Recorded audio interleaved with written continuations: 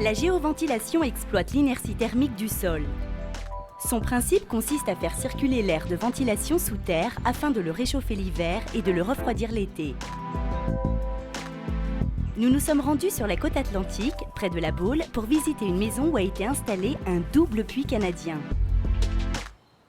On a profité d'un grand terrain pour installer donc un double puits canadien, étant donné que la surface de la maison est assez importante. Un seul puits ne pouvait pas suffire. Donc on a deux puits canadiens avec deux ventilations derrière.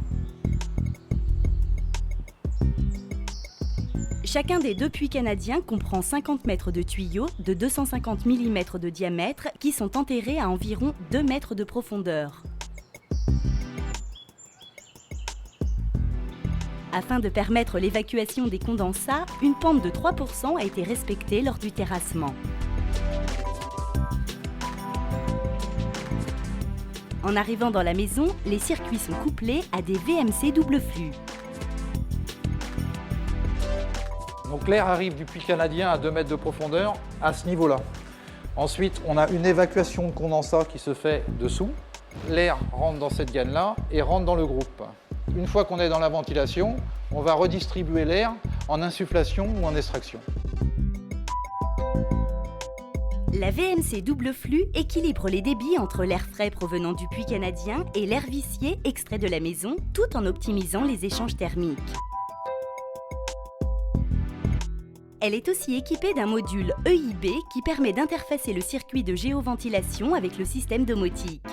On visualise ainsi les différentes températures au point clé du circuit sur un écran tactile.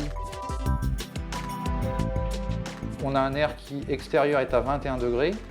Il passe dans le puits canadien, il rentre à 19 degrés. Et on le redistribue donc dans les pièces à 19 degrés pour rafraîchir un peu la température de la maison. On extrait actuellement à 25 degrés.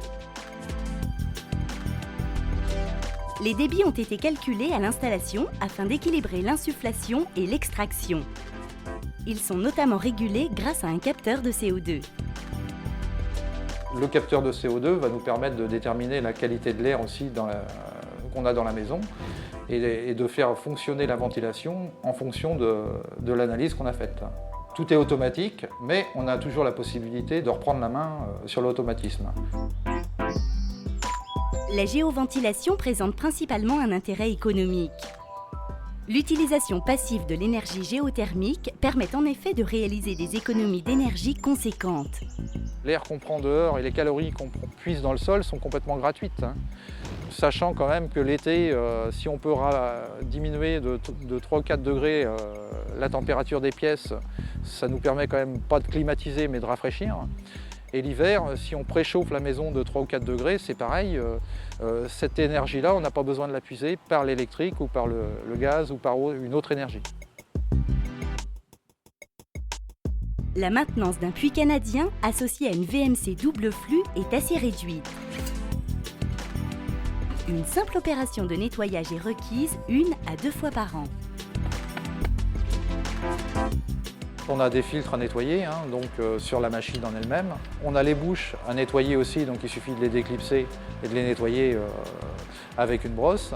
Et on a aussi un filtre sur le puits canadien en lui-même, à l'extérieur, qu'il faut vérifier de temps en temps pour voir s'il y a des insectes ou des choses comme ça qui sont mis dans le filtre. L'association du puits canadien et de la VMC double flux permet d'allier confort et économie d'énergie.